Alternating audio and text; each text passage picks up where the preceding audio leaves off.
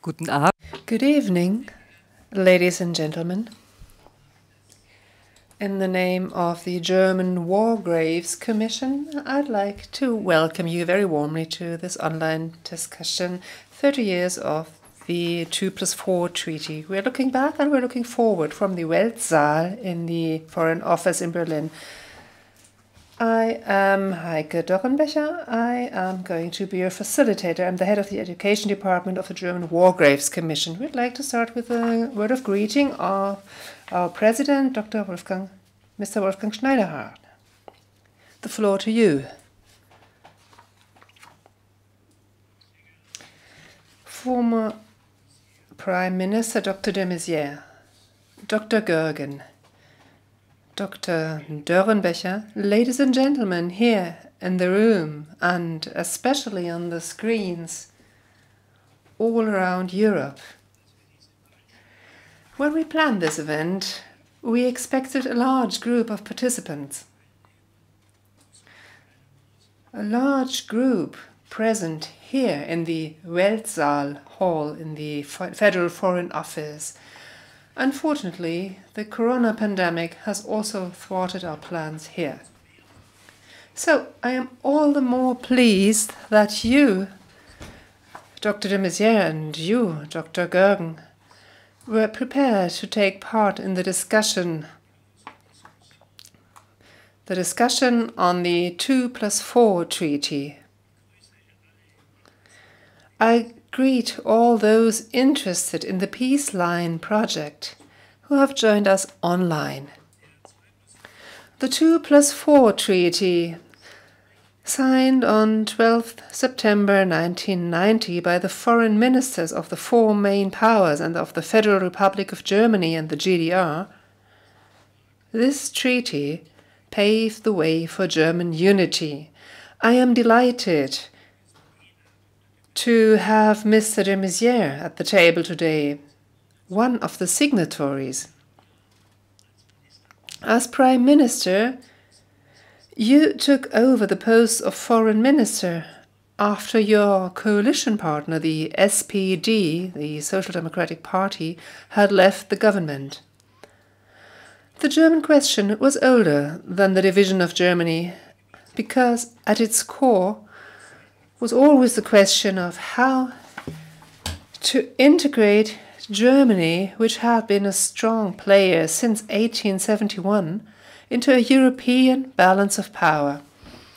The experiences of the two world wars did not put Europeans in a positive mood in this respect, and it is no secret that our neighbors and friends were also able to cope well with German division. The impending German unification was therefore certainly associated with concerns as to whether a new German superpower could make trouble on the continent again. 30 years later, we can say, happily, that these fears have not been fulfilled. Dr. de Maizière will tell us about the significance of the 2+4 Treaty and how it was agreed in the shortest possible time.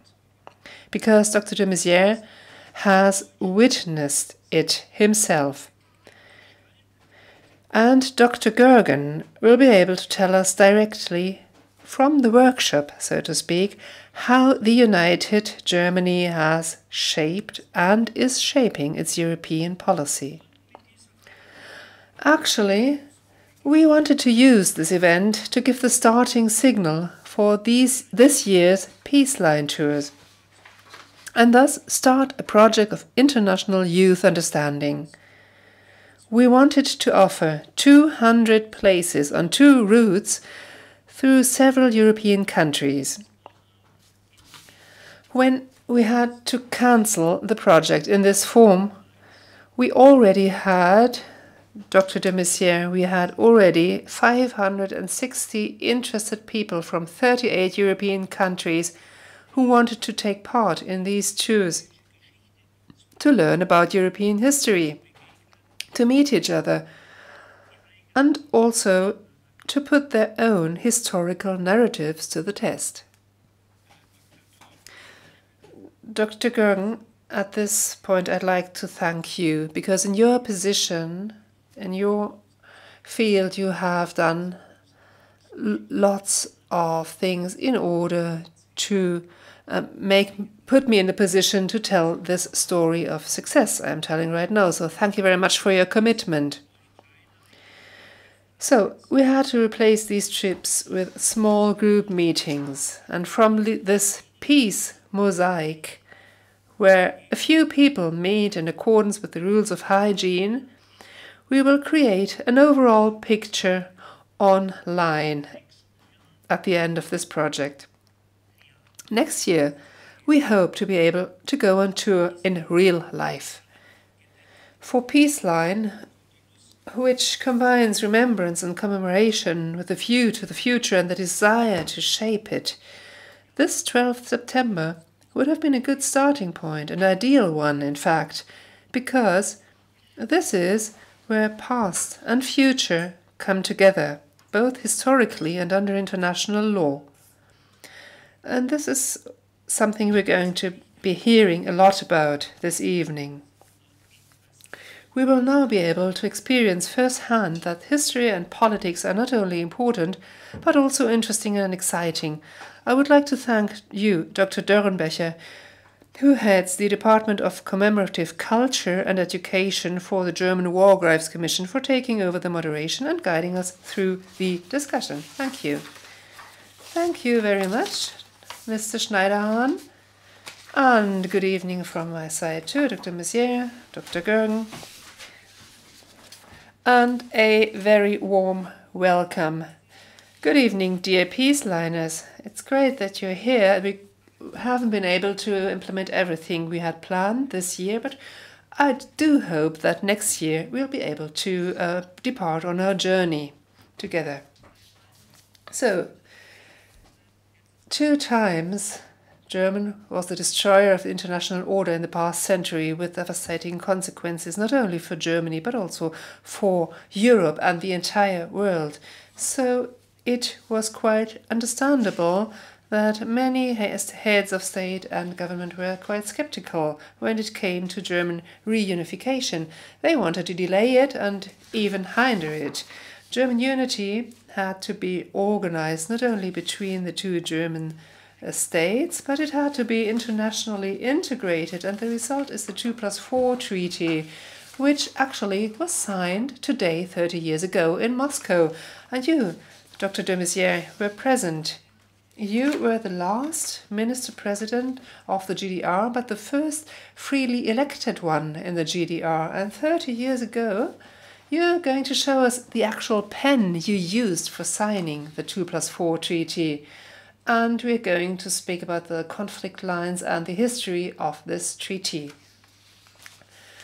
Dr. de Maizière started out as a musician, and here in this hall he has a special relation with it. This is the Weltsaal of the Foreign Office, and it used to be a congress hall and a festival hall in GDR times.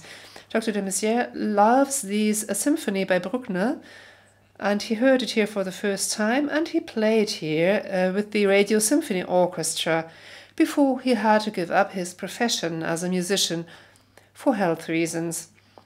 He became a politician as a result of the peaceful revolution in 1989, and so you were kind of thrown into politics with the elections on the 18th of March, where you really gained a huge majority. And the second relation with the Weltsaal is that the last People's Chamber of the GDR, you were coming together here in this actual hall. Dr. Görgen is also a wanderer between the world of culture and politics. Like Dr. de Maizière, he is a lawyer. His professional life is characterized by stations in the Berliner Ensemble, a theater in Berlin. He was the Federal Government Commissioner for Culture and Media, worked in the European Department of the Federal Chancellor, then an advisor to the, at the time, Federal Foreign Minister Frank-Walter Steinmeier. After an excursion into management positions at a large German company, I'm not going to name it, he returned to the Federal Foreign Office in 2014. He heads the Cultural Department of the Federal Foreign Office, and in this capacity is jointly responsible for the imagery of Germany abroad. Ladies and gentlemen, dear peace liners, we have until 7 p.m. for the following discussion. You can also use the chat to ask questions to the two speakers, and we will be shown them. I'm afraid we won't be able to answer all of them, but we will take them up at the end. So join in, ask your questions. We're looking forward to it. Dr. de Maizière, today, 30 years ago, it was a big day in Moscow at the hotel where the Warsaw Pact was seated, the signing of the 2+4-Treaty, and it was about the withdrawal of Soviet forces and the respecting of the Polish western borders, and NATO troops was also an obligation. No one would have thought on 9th November, the day the wall fell, that less than a year later the two German states would be reunited. I suppose you wouldn't have imagined that either, but you have helped shape this window of world history, so it would be great if you could tell us something about the main problems and conflicts in the drafting of the 2+4 Treaty. And you also brought a historical document. Perhaps you could show it to us. I'm going to show it to the camera. Could you tell us what this is? So after the signing of the treaty, Mikhail Gorbachev hosted a breakfast, and we had a menu for that breakfast, and I thought I would just sign the back of the menu, and I wanted to ask everyone present to sign too, and they all wanted it, so all at once everybody was gathering around it and writing on the menus. So it's Roland Dumas, Shevardnadze, Baker, Douglas Hurd, Hans-Dietrich Genscher, and Gorbachev also signed across the menu. And the German Historical Museum has asked me several times to have it, and I told them they would just have to wait until I am in a small box. I have 11 grandchildren, so they might fight over it. So it might be better to give it to the museum after all. And you brought the pen too. Could we show the pen, please? In this hall, when I entered the hall in the hotel, there were the seats prepared and there was the pen, and I told myself I'm going to grab that pen when I'm leaving. So I tried to take the pen, and I turned around and I saw that all the other pens were gone too, so everybody had the same idea. Genscher's pen actually was stolen from his home later, and he was quite grieved. Not only his wife's jewelry was stolen, but also his pen. So it was in the newspaper, and the thief must have had pity on Genscher, and he sent it back to him by post, actually.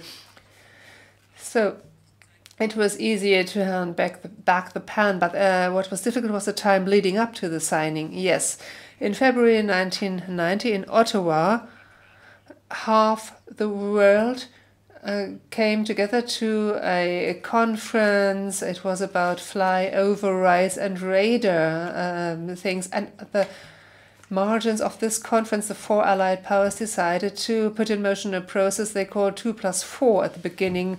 And the Federal Republic of Germany wanted to have it called 2+4, not 4+2, because the two German states already had decided to reunify, and the Allied powers were to be involved. And the question whether we wanted to unify had already been decided. It was only to discuss the how. So it was quite a new experience for all the actors to hear that they were not the only ones. So it is called a Treaty on the Final Settlement with respect to Germany. Final settlement was an important wording in the contract, because with that all the questions that were to be settled were settled finally from the side of the Allied powers too, and the control rights of the Allied powers were ending with that treaty, i.e. with the ratified document.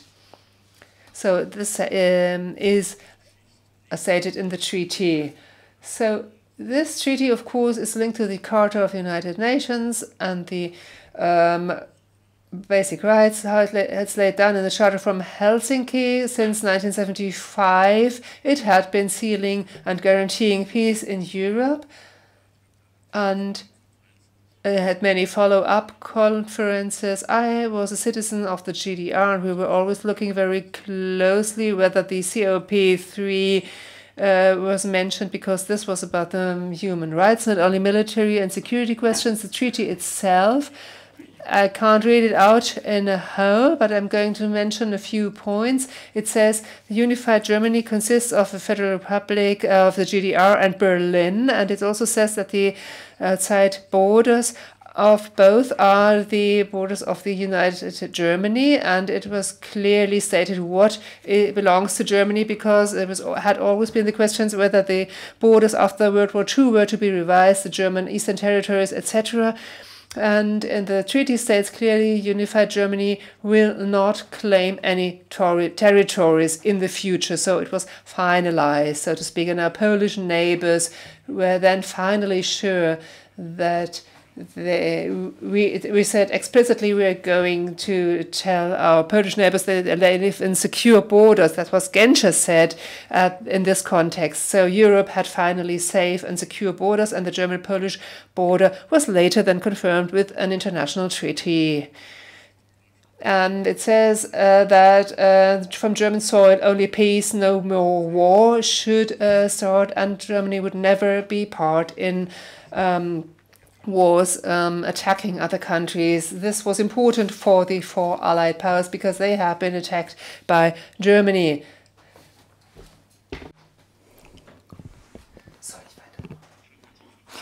Germany was supposed to say that they won't possess any ABC weapons, that they will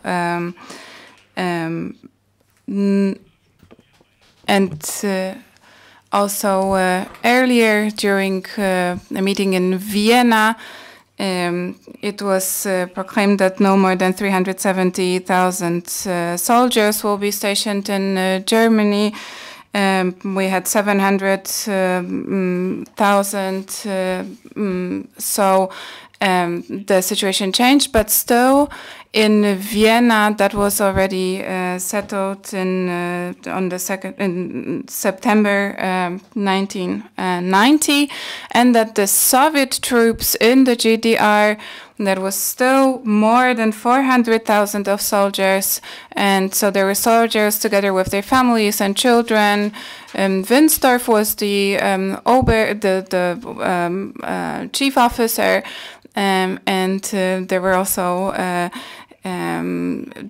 teachers of piano who gave piano lessons. So this is something that I always found interesting, that it was a full educational program as well. And also what was settled upon was that on the soils of the after the unification, there won't be any activities of the German troop. That was also something that played a decisive role, because on the Prime Minister of Great Britain, it was important to hear that that there won't be any activities of the German soldiers, but also that there won't be any activities of the Soviet military. Maybe we can get back to it in a second. I think you have already presented the main points to us, what the treaty was about. But what would be also interested to us, it would be interesting to find out, because what we just heard, these were the effects, and I could imagine that there were many conflicts in there. For example, the question of the border to Poland. Maybe you could name 2-3 points that were where the most conflicts lied. So there was always the opinion that the German eastern border should be discussed more and more, and the eastern the east border of Germany had to be clarified where the border is going to be set. And we in the GDR, we always said we want that the the borders that are now, that they remain our borders. And it was very important to us that it was pointed down somewhere in a treaty. So this was something that was discussed feverishly. No movement of the borders in Europe should be done, and if then on the basis of treaties, but there was no necessity to move any border. So that was a very important point. And then the security that ABC weapons won't be, that there won't be any ABC weapons in Eastern Germany. So that was very important to us. There were atomic weapons on the Eastern German soils, as we know. And we had also intercontinental weapons in GDR that was highly problematic for us. There was no technology to get rid of them. They were supposed to start from there, so we were afraid that we won't be able to move the weapons away. So also the Ministry of Defense in GDR, there was also a requirement that Appelmann could take over the position, and we wanted to help in the terms of, so there was in the terms of right, Egon Bahr was someone who we asked to become our consultant, and he said that this was very important to him as well. So he decided to help us to lose these questions, to answer these questions. So this was also quite bizarre that you joined the government with the aim to get rid of yourself, kind of. This was also, these were the words of the first meeting of the cabinet, really, right, of the parliament, yes. And what was also said was, I'm gonna come 15 minutes late because I have an appointment at the city office to get married at this civil service office. So this was a very interesting, these were interesting times. We had 5.5 moments and 759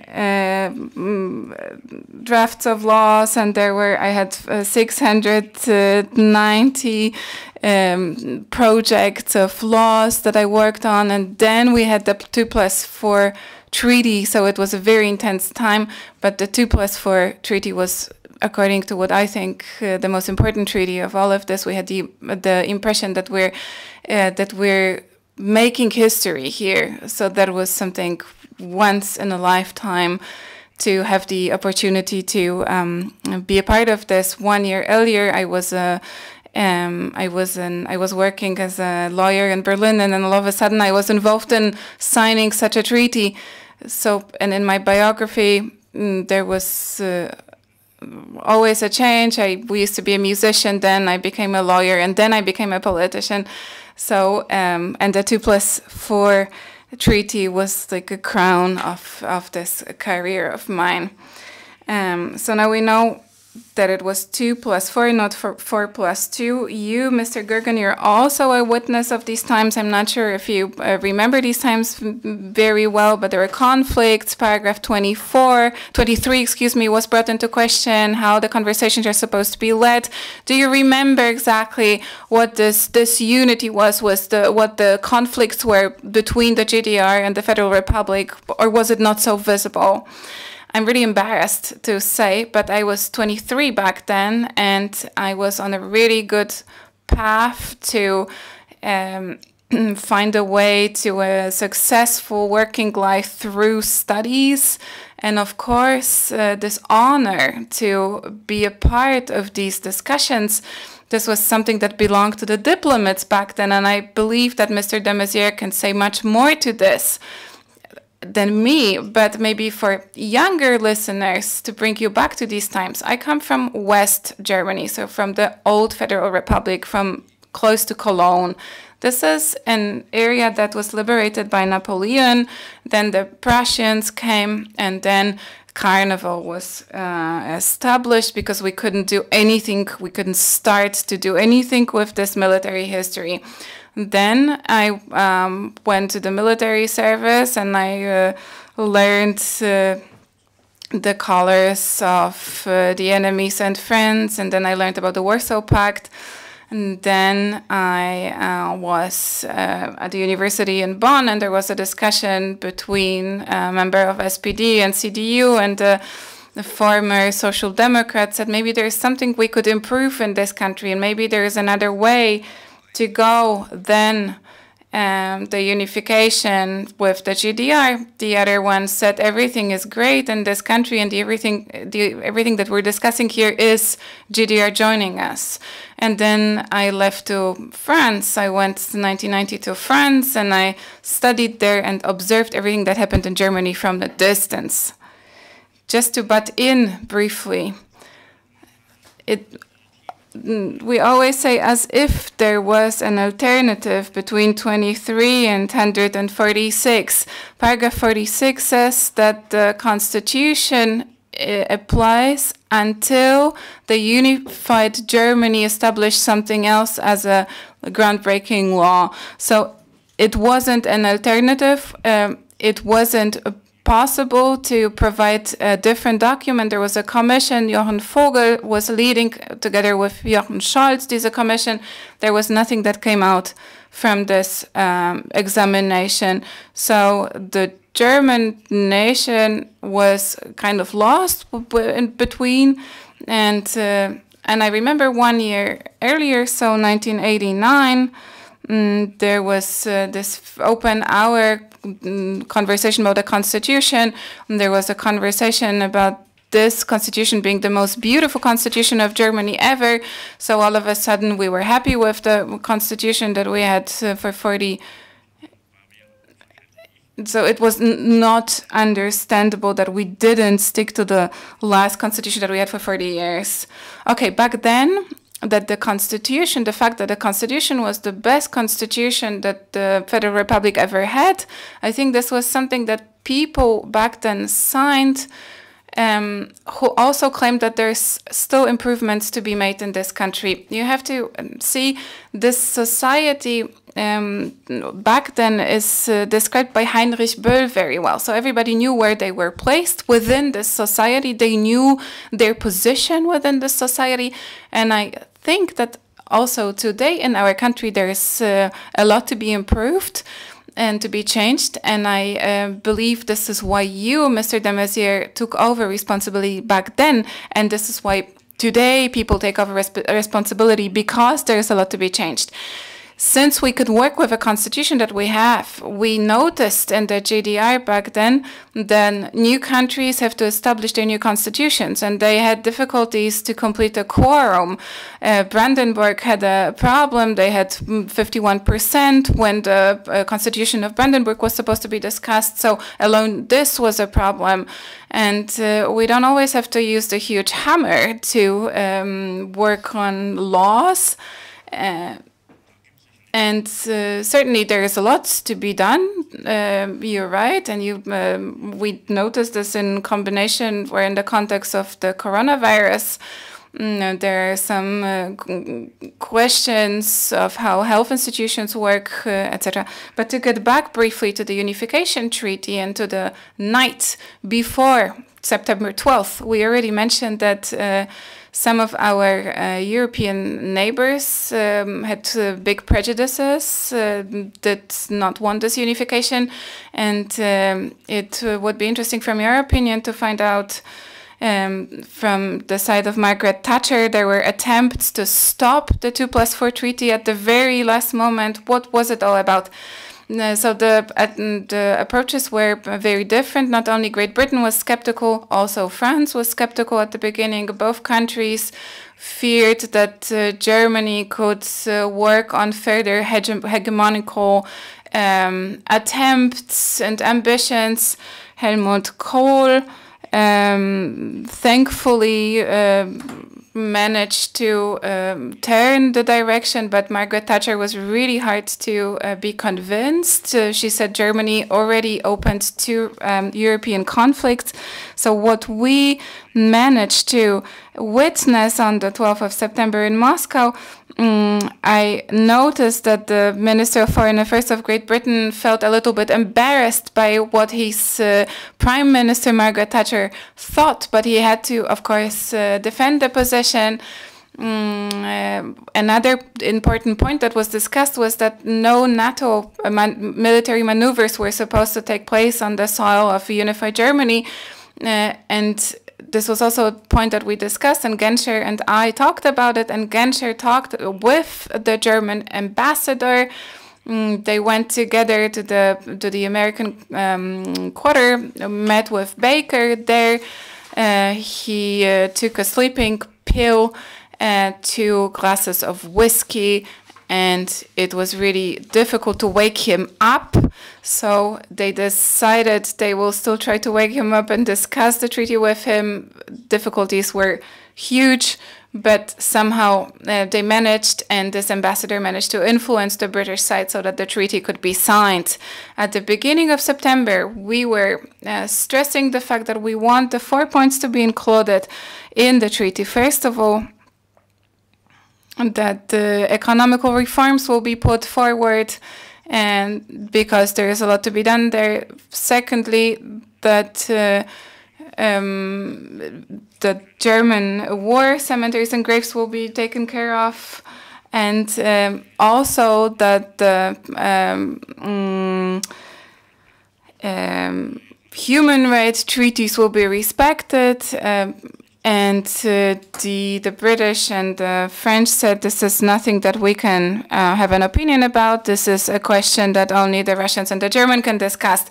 And so the right says that letters that are being signed together with a treaty can be included as a content of a given treaty. So in this case, a letter of the American ambassador could be included.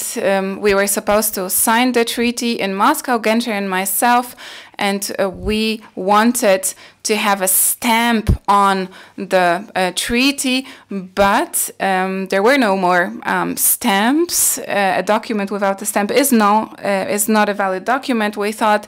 So we sent someone to the GDR embassy, and a stamp of the GDR could be found there, and so that I could stamp the document. The Russians were happy, and we signed the treaty with a 2 hours delay because of these stamps issues and the letter that I mentioned. So we had signatures and stamps, one of which was valid, the other one wasn't valid. So these are the details and difficulties that can accompany the signing of a treaty. So these were the main difficulties with a stamp of the GDR that no longer existed, actually.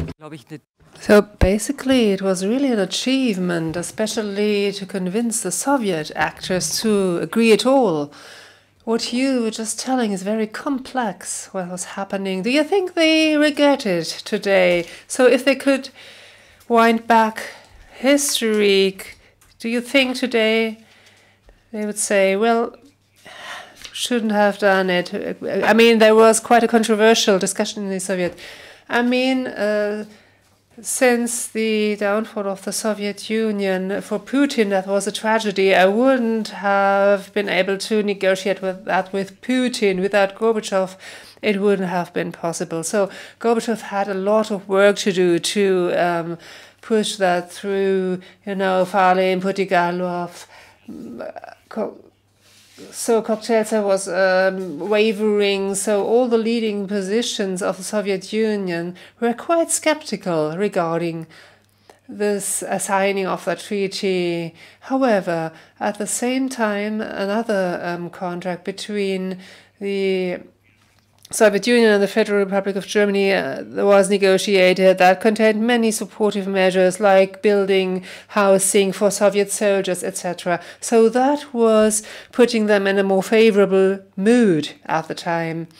But if I hear what is being done today in order to mitigate the corona consequences, in comparison, what we did at the time for the Soviet Union was not that much. I mean, we did support them because those soldiers were here in Germany and they didn't have any houses in the Soviet Union any longer, so they would have been homeless if we had just sent them away. For me, it is still a wonder that the withdrawal of these Soviet troops went so smoothly, without one obstacle, and everything, the power of command was kept up in the barracks, so no problems. The Red Army really did an excellent job and respected us very much during that withdrawal process. So you can think what you want about Russia, but that was really an achievement at the time. And certain things where they said, well, it's better to let it lie because they had loads of ammunition in the GDR that was way too old in order to move it. So we were saying, just leave it there, because if you move that and it goes up, it blows up, it will be a problem. Sadly, many of this ammunition reserves went to Serbia and Yugoslavia and was part of the war then later.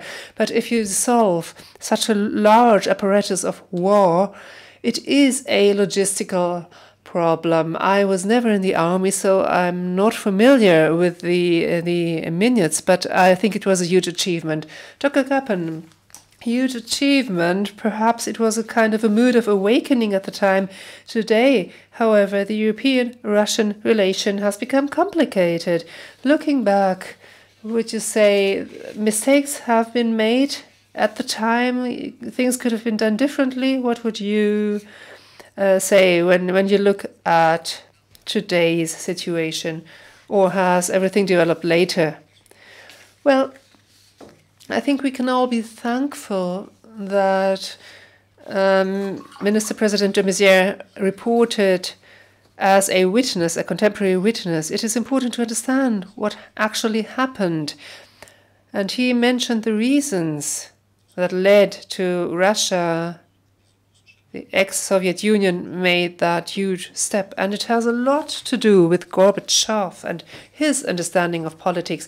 And secondly, it has to do with the fact that Gorbachev had a difficult party meeting of the KPDSU, the party, and he just managed to go through. And after his re-election, and only after that, he was able to constructively continue to negotiate. Today, we have become used to look at today's Russia as, just as we looked at the Soviet Union as a power bloc. And perhaps we should take a closer look. And thirdly, Dr. de Maizière said that it was also about money at the time, and parallel to the 2+4 negotiations, there were negotiations with German banks on a credit of 5 billion. The withdrawal of the troops, of the Soviet troops, was a huge thing. There were more Soviet troops than the Federal Armed Forces had soldiers at the time. It was, I think, 400,000. So it was a huge sum also. And 400,000 people with their families had to be driven home. They had to be relocated, and you have to explain to them that everything we taught you when we sent you there is no longer true once you come back. Because when they started out, they were the successful Soviet army, the victorious army, and you are representing socialism. Then there is that treaty, and you have to explain to people, you are coming back from, we don't see any victorious Soviet Union, and oh, by the way, you don't have a flat anymore. Of course, that leaves its traces. And I think today we should be a bit clearer and understand that the Soviet Union at that time was facing the danger of internal unrest. And I think it's a merit of everyone, including all the jokes that have been told. It was important to have this rapprochement, and then at the end, the signing of the treaty. Well, at the beginning of June 1990, we had the last meeting of the Warsaw Pact in Moscow, and Shevardnadze cornered me, and he told me, next month we will be insolvent, and when we are, and the IMF will take over economical politics here, you can just forget Gorbachev's re-election. I asked him, how much do you need? We need at least 5 billion in order to remain solvent, and perhaps 2 extra billions in order to create a good mood in the country. Then I called Mr. Kohl. He said, I'll send Mr. Telchik, and he was there 2 hours later by plane, and in 1 week they gathered that 7 billion and transferred it directly, so Gorbachev could be re-elected at the beginning of 1990. And those 7 billion were never on any balance sheet, I think, later. I was just really wondrous that Kohl stopped me, truncated me so quickly, and later I got to know that he didn't want that anybody could listen in, because I had a Western phone line, and it was listened to. So everybody knew whom I was talking to and what I was saying. So this is why Mr. Kohl cut me short at the time. And the talk with Mr. Shevardnadze, I liked him, I have to say.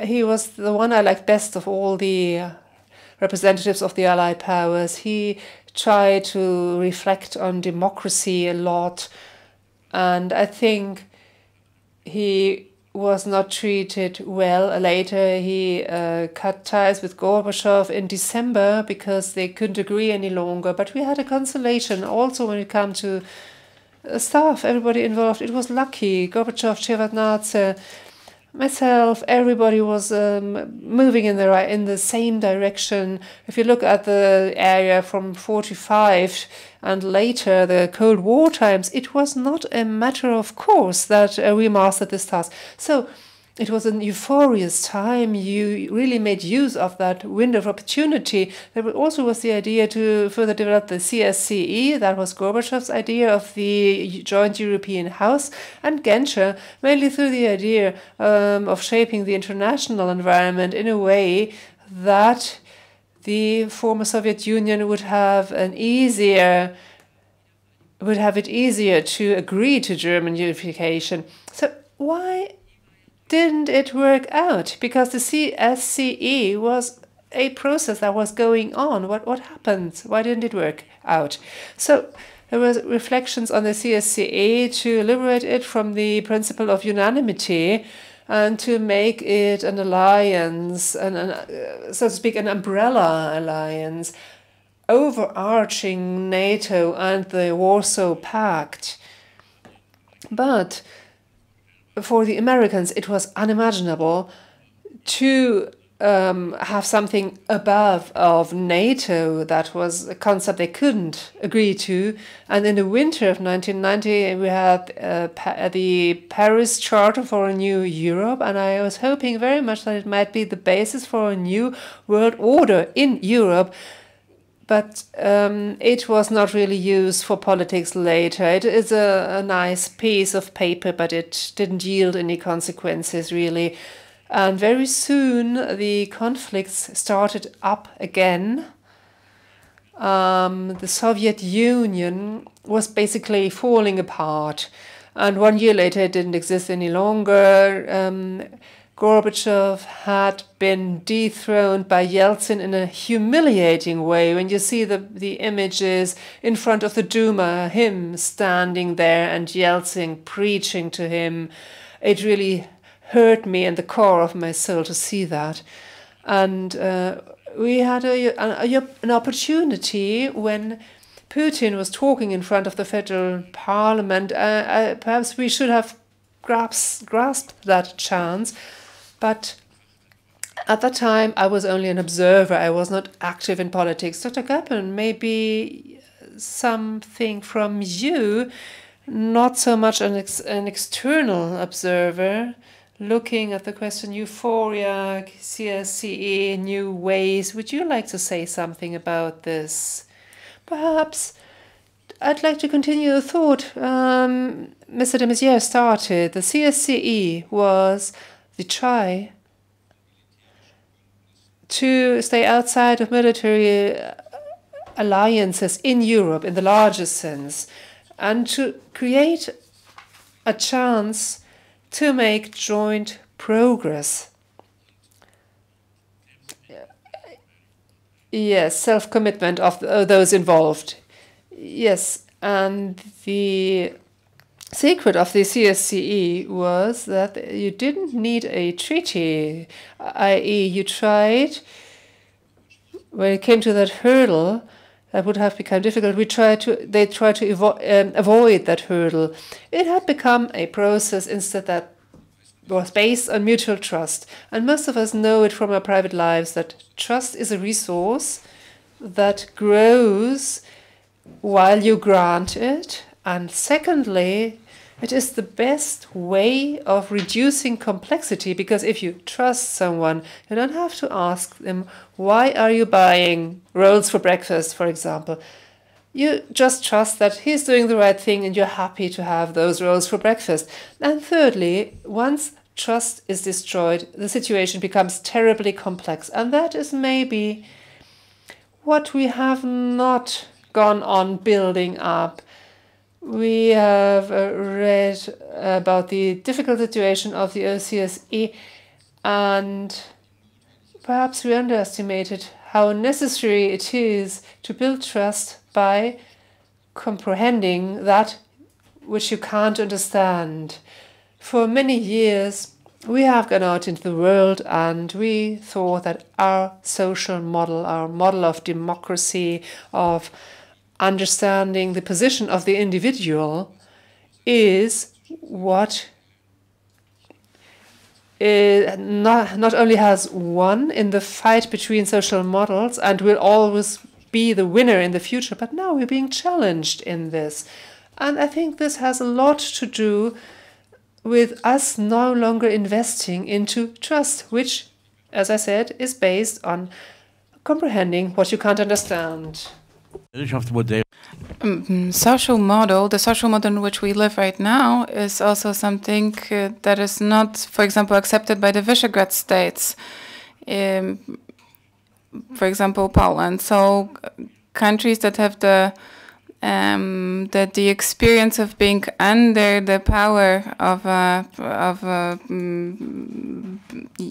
big power, political power, be it Poland or Hungary, they all wanted to invest in and stress their own sovereignty. So for each of these countries, these were the most important things, and we can also see it today when we are in Eastern European countries.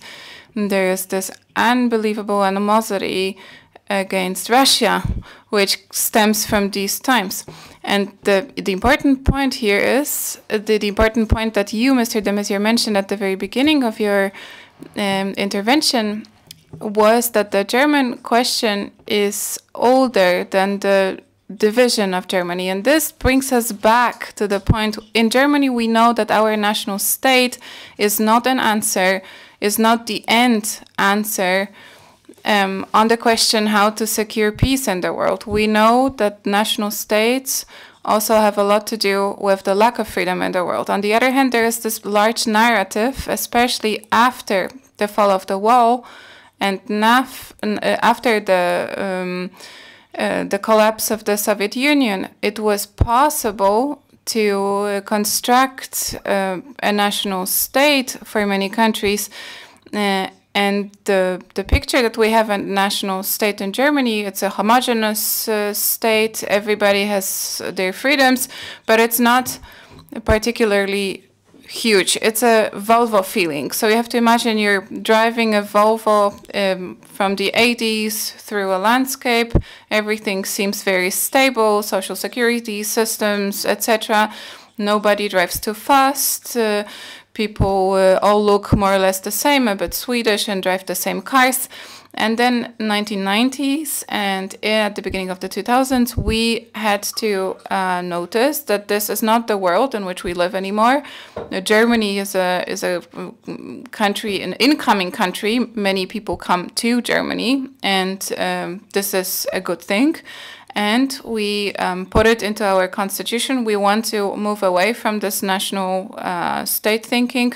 We want to be a pluralistic society. And we can only have a sovereignty in Europe if we join others.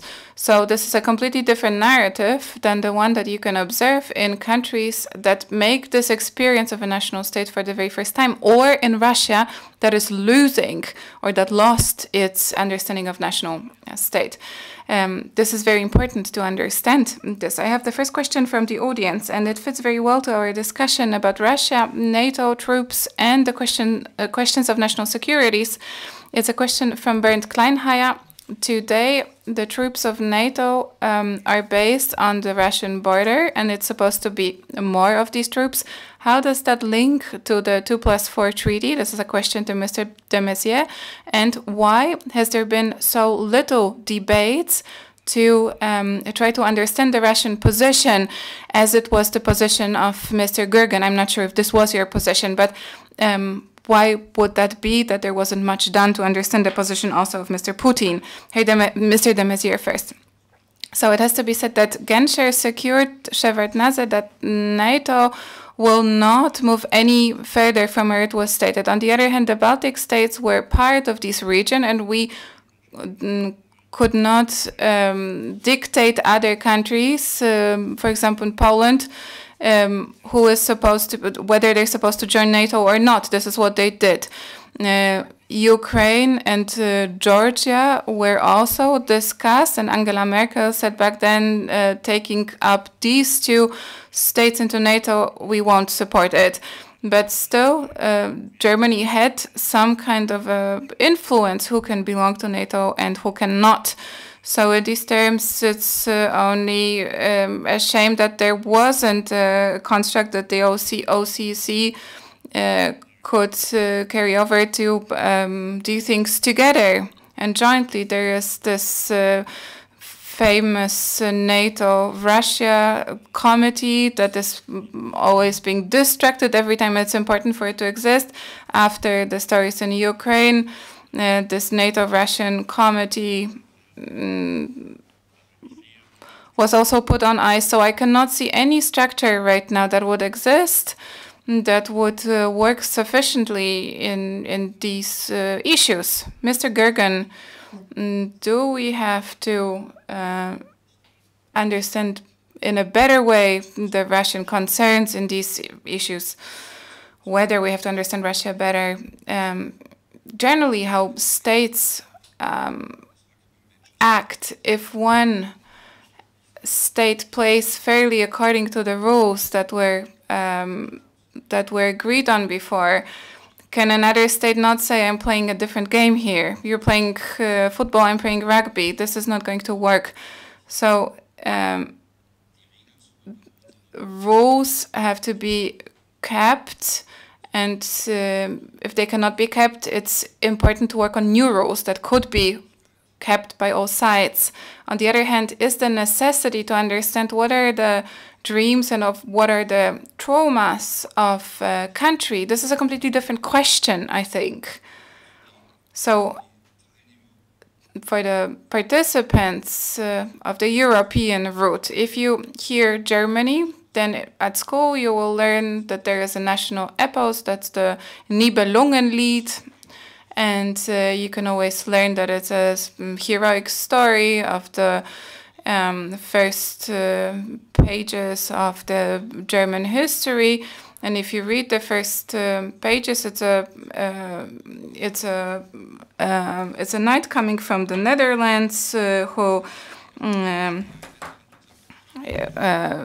rides on a horse for 3 days, comes to a household, and then he's being asked war or a woman. And this is a history of civilization. He says, okay, I have to wait a little bit to choose a woman, let's lead a war for a little bit more. So it's important to read the founding documents of a country like this story to understand what's going on in a country. One more argument to it: what is being heard is not always, that does not always mean that people understand it. And what is being understood does not necessarily mean that we agree with it, but it's worth it, and it's important to go these steps, to make these steps and to go this road, and to listen what the other side has to say and not react with, I'm not your, I can't share your opinion because I have a different one.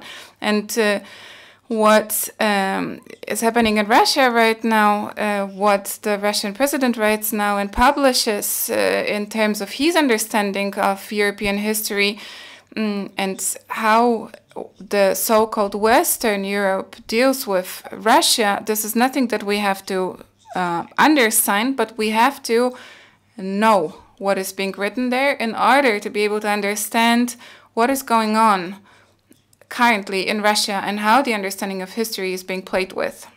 And there is a new player here, Mr. Trump, who is moving troops from Germany to Poland, and something that I think is absolutely terrible. The communities where people are being moved, there will be plenty of problems in there, but that's on the margin. So there's lots of things happening here. I thought for a long time that Putin was someone who could be trusted more and who could be more predictable. All of a sudden, it turns out he's not really predictable. He changed the constitution in his country in a way that was not predictable at all. The question of Lukashenko in Belarus. I read in the paper yesterday that if Belarus collapses, the current system also of Russia is going to collapse. So we'll see how this develops. And I don't want to end this discussion in this negative manner. Let's say something positive. Let's put on a positive perspective. What did we manage to do? Was it possible for us to calm down our neighbors, even though we're facing Brexit right now, which is obviously also a reflection of European problems? But I would like to ask you for an impulse. What would be the most important positive thing for you that is linked to the 2+4 treaty today, 30 years later? Alone the fact that we could undersign this treaty, and that the nations who were sitting at the same table accepted the treaty. Poland was maybe not as happy about it, but still there was another German-Polish border treaty signed that calmed the Poles down. But in terms of Central Europe, this was our contribution to the peace that we have in Europe right now, and still. And this idea that we had in the year 1990, and that many people shared, that was where we thought a certain chapter of history is going to be closed. History obviously continues, and there's still new hurdles and challenges that we're facing, but I think our position is quite good right now. Mr. Görgen, for you, what was the most positive aspect? You can also say something else, but that would be something that's important for me. What could we give the peace liners further? So first of all, a thank you to those who took over the responsibility back then, represented here by Mr. de Maizière. The fact that you took over the political responsibility together with other people, thank you for that. And also thank you to colleagues, the diplomats, who professionally carried it over and who prepared it, and who helped politicians with signing this treaty. This can also be said here, I think. The second thing, that we as Germany, we were really lucky. Nobody could ever count that 1989 will happen. no one could took it for granted. No one could take for granted the European integration and the fact that we would be sitting here 30 years later in a country.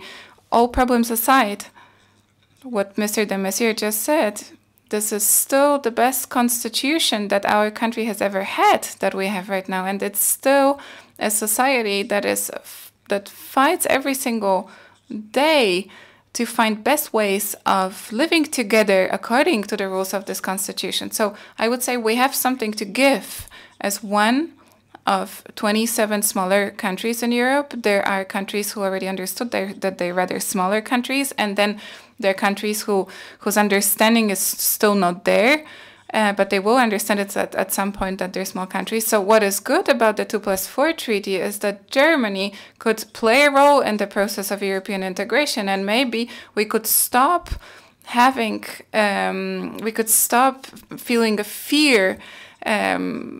And this is my message to the peace liners as well. So in the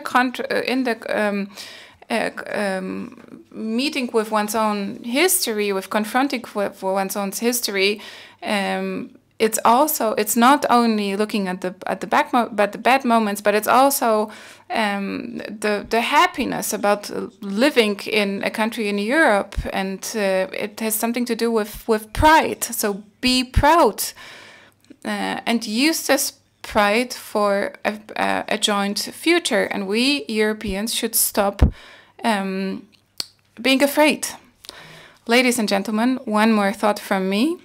For me, it's still, I still can't take it for granted that it's possible to walk underneath the Brandenburger Gate. I do it a lot and often, and I love it. And I think that for every generation, and for our generation in particular, after the year 1990, after the 2+4 treaty, everything changed entirely.